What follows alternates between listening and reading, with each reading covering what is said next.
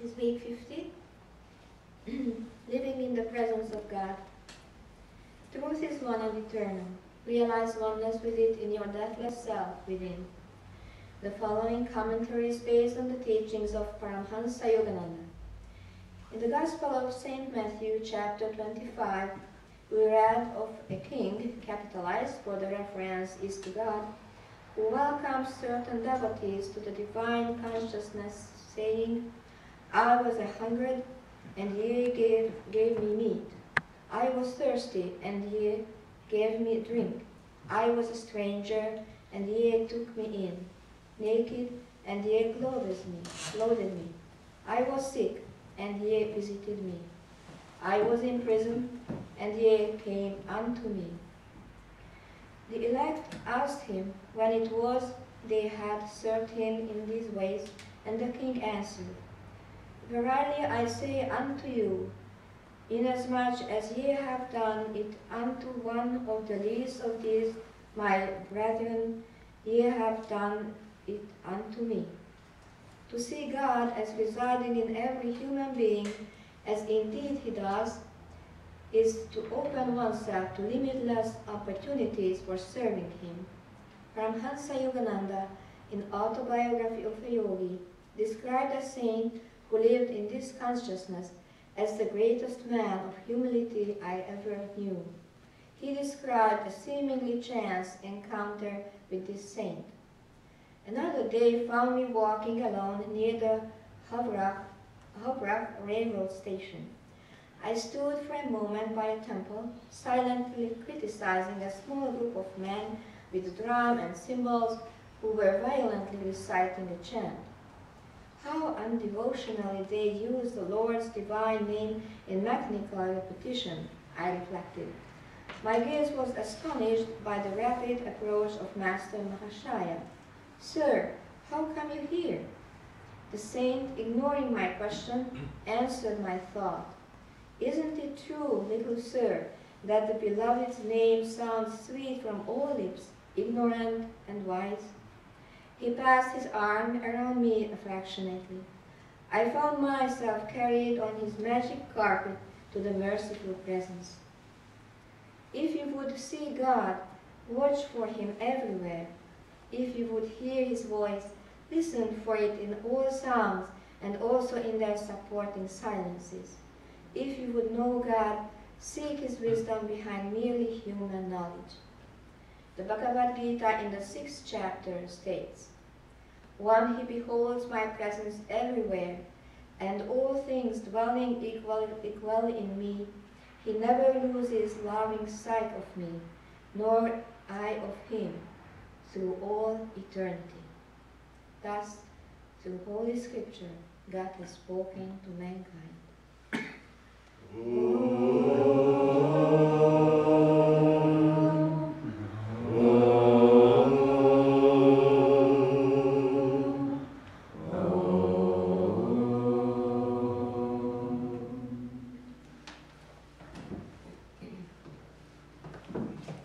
I'd like to read from Whispers from Eternity. This is a book of prayer poems by Paramhansa Yogananda. This is entitled, May I Reap the Greatest Harvest in the Short Season of Earth Life. My allotted plot of consciousness was small. Carelessly I let it grow barren. It had produced no crop of inner, life-sustaining culture. Now the bleak winter of dead opportunities approaches with its pail of unproductivity. My lot is small, and my life's season is short. Now I would produce a mighty harvest. I will expand my kingdom of willpower. To do so, I must conquer new states of consciousness, enlarge my achievements, and outgrow in consciousness every limiting horizon. But, O Father Divine, there are billions of my hungry thought families and their little ones to feed. And for them I need a big harvest during this short season of my earth life. The irrigating waters of my craving many times drew dry. while my soil of inner culture was left undeveloped. Now I will work all the harder, using the machinery of scientific technique in my search for thee. O divine sower, with thine unseen hand, throw thy living seeds of inspiration into the cultivated furrows of my awakened resolution. In this short remaining season of my earthly life, let me reap the largest harvest of all, thy cosmic vision.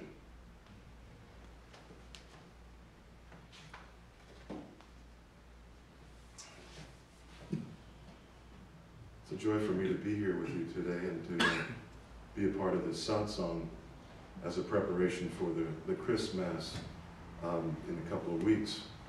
This past week has been an amazing thing for me personally. I had my emails hijacked, literally, and I imagine many of you who were here had gotten email announcements that stated that I was in Manchester, England. You were?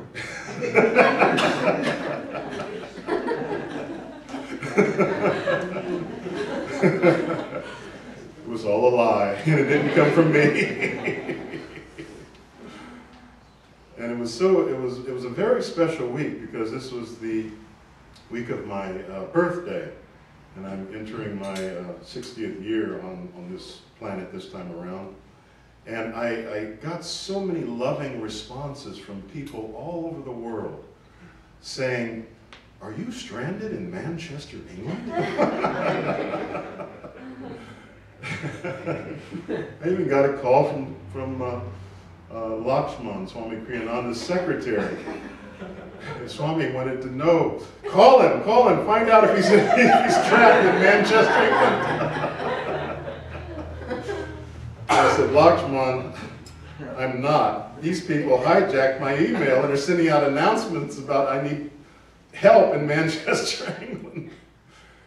And Lakshman wrote me later. It was very sweet. And this is sort of the love I felt from all of you. It was just like this blessing for my birthday that I was receiving. And Lakshman wrote me a note and he said, I want to let you know what Swamiji did. He he went on the internet and found the address to the police in Manchester, England. And tried contacting the police to let them know of this hijacking of my identity. And I thought, that is so sweet. You know, and so many people, so many of you all were calling and saying, what can I do, Ram? Are you in Manchester? It was such a blessing this week, I tell you. And to release all those old emails, of course I've released all of your contact information too, so send me an email to my new email address. But my Facebook, both my email accounts totally hijacked. So I canceled everything. So I feel like I'm starting creating a new identity. Really, a whole new beginning in this, which happened right around my birthday time, in this sort of this new season. This particular reading from Master of reaping the harvest of earthly life, you know, we think we're going to live forever, you know, and we are. But in terms of this incarnation, we have limitations, and we never know when that time is up, and it's time for you to check out and move on. You know, it's really a tenuous sort of thing. You can be driving down the street, and all of a sudden, bam, you're out of your body, and so the whole point of this reading, and also the reading that Dakshini gave today about, you know, cultivating that soil of your consciousness with the seeds of God remembrance. Krishna says in the Bhagavad Gita, "He who watches me always, I watch him always. He never loses sight of me, and I never lose sight of him." I love that passage, and I don't have many Bhagavad Gita quotes in my subconscious, in my repertoire of my subconscious mind. I have more biblical quotes, and so I tend not to quote the Gita so much. In fact, this afternoon I'll be teaching a little satsang, or I don't know if I'm teaching a little satsang. I'll be conducting a class around the second coming of Christ. And looking at the Bible, and Yogananda, he very interestingly translated everything in the Bible and gave it a whole new meaning. And I've been reading Swami Kriyananda's book, and also The Second Coming of Christ that Yogananda wrote. Swami's book is entitled Revelations of Christ. And it's like the 2-volume set that Yogananda created and wrote has been condensed into a 1-volume set. And Swamiji's Revelations of Christ are really quite remarkable. I was been studying the last couple of days, just tuning in and reading from those, from the Bible. And my mother used to tell me, son, it's all there. And it's true. It's all there in the Bible in terms of understanding yourself as a child of God, and our destiny is to awaken up to the Christ consciousness. We tend to identify the concept of Jesus as being the only begotten Son that lived 2,000 years ago. He lived for 33 years on this planet, and that's it. But Jesus was just an example of a person who lived in the Christ consciousness. And we tend to say, well, we have to believe in Jesus because he is the only way. He said, I am the way, the truth, and the life. No one can enter the Father except through me. So you've got to believe in Jesus Christ. If you don't believe in Jesus Christ, you're going to hell. and that's the consciousness of the religion that I was brought up into. And I remember one day that I stood up in my church and I said, you know, I love all you people, and I appreciate everything that you've given me all these 18 years of being brought up in the church. I was sang in the choir, I was involved, actively involved, but there's something wrong. There's something wrong here. And then I sat down. I said, I don't know what it is, but there's something wrong. People came up, the deacons, all the ministers came up. What's wrong, Brother Smith? Why'd you say that? No. I got to find out. And it's through Yogananda's teachings that I've come to understand the true meaning of Christianity. If Jesus was truly the Son of God, there must be a way to embrace, for all people of all religions to embrace Jesus and to accept his teachings without being converted to Christianity per se, or being baptized as a born-again Christian. Even being baptized in a born-again Christian doesn't eliminate you from the problems of this world. Or they say, oh, all my sins are forgiven. I can do anything I want. Well, we know that's just a bunch of hogwash. And so we're here to awaken to that potential of Christ consciousness, which is the only begotten Son. It was Jesus the man, Christ, that consciousness that he had attained to. And it wasn't just in one lifetime. And that's what our discussion will be in our satsang after lunch today, is that we are all on an eternal journey. Even the great masters and avatars, Jesus, Babaji, Lahiri Mahashaya, Shri Yukteswar, Paramahansa Yogananda, we are all souls that are sparks of the infinite flame that have been sent out from the mighty source of all that is to find out who we are. Once we found out that we are the Christ, the anointed, and that God is in me, and you have this vision of eternity that lies deep within yourself. And this vision of eternity is called cosmic consciousness. And this is a concept that is not found in Christianity, unfortunately. And some of the saints, St. Teresa of Avila, she talked about having the experience of Christ in her life to the point where she could no longer pray outwardly. And she would go into this presence of the formless Christ, and the bliss and the joy of this formless Christ lifted her into this presence. that was without form, and she wrote about this. She was one of the two women saints in the Roman Catholic Church. And now, I wasn't raised Roman Catholic, but I always wanted to go to the Catholic school when I was a kid. I think I had deep psalm scars of sort of this spiritual movement that was founded in Rome. And when I went to Rome and lived in Italy, Assisi, Italy, and went to the Vatican and met the Pope in 1989, and on and on and on, I began to realize I had to live here. I had to have been a part of this scene for many, many incarnations because it's so familiar with me. And right over the high altar in the Vatican is really a symbol of what we're talking about here, of the universal Christ consciousness. Over this high altar in the Vatican, and I don't know if they did this with conscious recognition and intent, or if it just God and Christ put it into their minds to create the high altar with a golden ring of angels. A golden ring of angels, and in the center of this golden ring is a blue field. And in the center of this blue field is a white dove with 5 points on it. Now, this is the symbol of the Christ consciousness that Yogananda said that lies within every human being.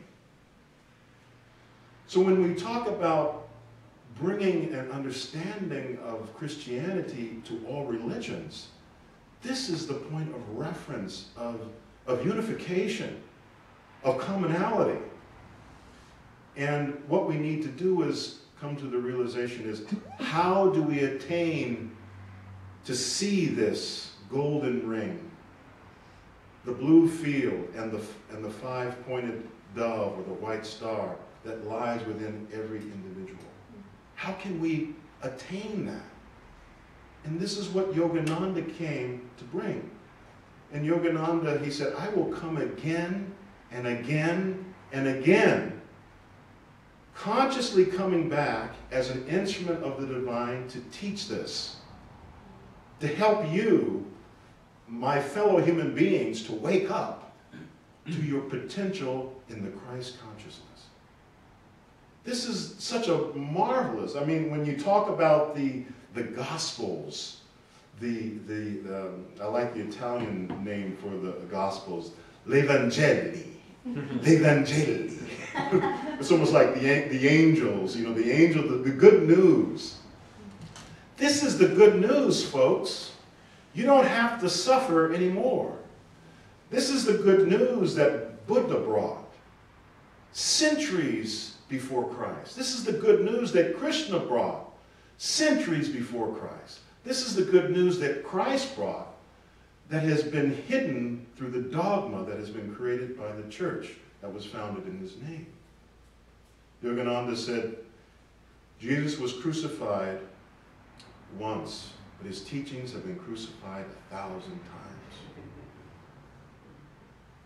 He said, there's churchianity and then there's Christianity.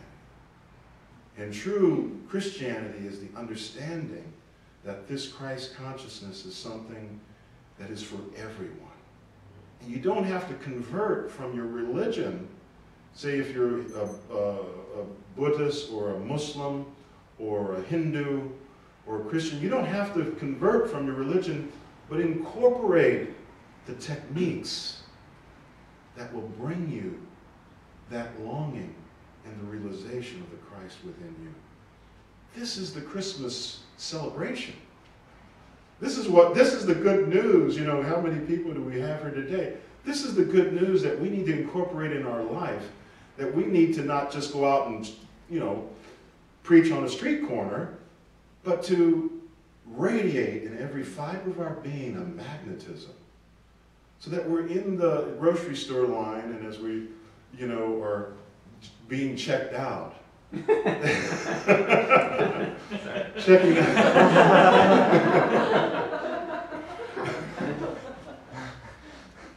as we're checking out. There's a beautiful story of Yogananda where he was on the train And there was a Negro porter, and he looked at him, and he kept looking at Yogananda, and he was serving Yogananda different meals and things, and this is, in those days, only the train was the form of transportation. I mean, there was no airplanes in those days, and so people were traveling by trains, and the porters were primarily of African American descent. They were black, and so this guy, he felt something from this brown-skinned man from India. He felt something, a connection on some level, and he looked at him and he said, "What do you have that I want?" He felt this magnetism. And Yogananda said, "I have techniques that will bring you to the presence of the formless Christ within yourself." And that formless Christ is what all of our destiny is. It's become Yogananda the Christ, Dharmaraj the Christ, Rose the Christ, Narayan the Christ, Dharma Devi the Christ. Our goal is to, and we're preparing those seeds of Christ consciousness here and now through this path of self-realization. What does Krishna say? If you don't attain the highest in this lifetime of God remembrance, of cosmic consciousness, through your self-effort in this life, in your next life you'll be born into a family anew, and you'll come back to this teaching, these secret teachings of spiritual awakening. I know when I first came to Yogananda's teachings, I just felt like, oh, thank God I'm home. I reached my 24th birthday. You know, there's cycles of time in each one of our lives. And these cycles of time go in 12-year cycles. And it's the return of Jupiter in the sort of the Eastern yogic tradition. The Jupiter returns every 12 years into your chart to give you an impetus of change. And Jupiter is symbolic of the Guru. And so when you're 12 years old, think of the changes that you went through. 24 years old, 36, 48. I'm going on 60. I'm really excited about this time because I know that this is going to be a time of great change for me personally. But if you reflect on your own life, this is universally the case. And so I came to this path when I was 24 years old. And when I got Autobiography of a Yogi, when I began to read those Bible quotes, all I read were the Bible quotes in Autobiography of a Yogi. I didn't even read the book. I just went to the book, read the Bible quotes that were filled throughout the book, and then looked at the pictures. There was something about those pictures. And it was collecting dust in my family home here in LA. And I looked and read through that book from when I was 18 until I was 24, and I didn't act on it until I was 24 years old. Totally crazy. And I said, Yogananda was here in Los Angeles. I know where his temple is up on Hollywood. It's right across from Kaiser Hospital where I would go to the hospital. That's where my brother had cut the book and left it at home. I went there and heard these terms that I had never heard before.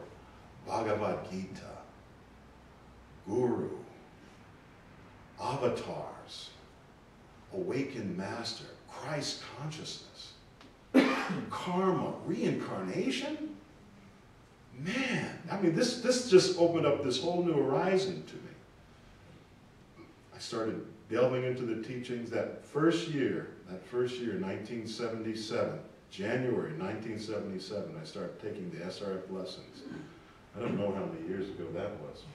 I can't even think in terms of that these days, but I started studying the lessons and taking these seminars, and within the first 3 months, I gained all the practices that usually are given in 6 months or a year in a course taught by one of Yogananda's direct disciples. His name was Brother Bhaktananda, Swami Bhaktananda. And it was a blessing. And then after studying that, I knew it was time for me to move out of Los Angeles. And when I moved out of Los Angeles, I went to the Ananda village in August of that same year. And it was at that time I met Swami Kriyananda. And when I saw Swami Kriyananda, I saw the embodiment of someone who manifested the Christ consciousness. This was like a shock to me. I had just never met anyone so completely centered in his inner core, you know, in this meditation that we were doing this morning. Getting inside to your inner core. Once you get into that inner core, nothing in the world can touch you. That's where the Christ consciousness resides, deep into the stillness of your inner core. I saw Swamiji walking across the tarmac at the Sacramento airport. This was my first time that I met him in October 1977. He walked across the tarmac, and it was like, wow, I've never seen any. This is someone who knows, but doesn't flaunt that he knows. And Jesus, what did he say? You will know the truth, and that truth will set you free. And that's our journey. And it doesn't matter what comes to you in your life, even total crucifixion. You're centered in that joy and contentment of knowing that you are an eternal being of light. You are one with the Christ consciousness.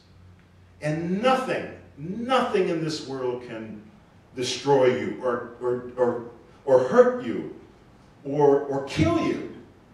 Nothing can touch you.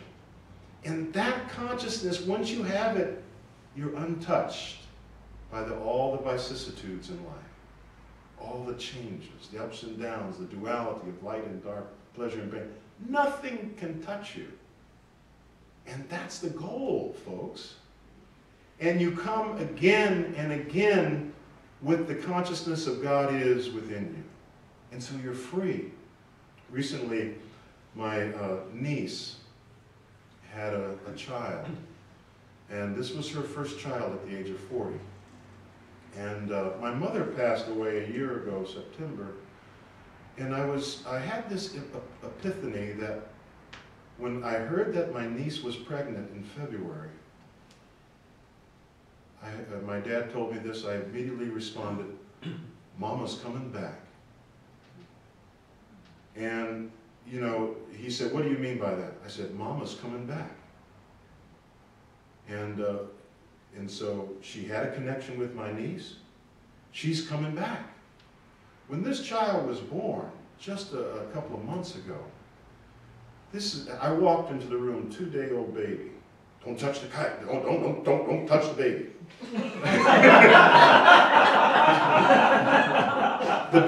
The baby hears my voice, opens her eyes, and reaches up her hand towards me.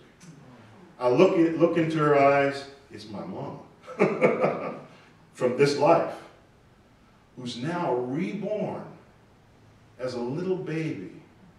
And the sadness of eyes is so, it chills me. But this is what the Buddha said. I do this practice for what reason? What is the Bodhisattva vow? I do this practice for my own liberation and the liberation of all sentient beings. Because this wheel never stops until you awaken into Christ consciousness. Oh, I just can't wait to get out and be with Jesus on the other side. I'm going to be reigning and we're going to be with him in heaven forever and forever. It doesn't work that way, folks. I'm sorry to tell you. There is a law of what goes around comes around. As a man thinketh, that shall he also be. That shall he also reap. Until God becomes so possessed in every cell of your body that that's all you see. There is no difference between you and me because God is. This very floor is a part of this dream fabric that has been manifested, a part of this Creator. Manifested in everything.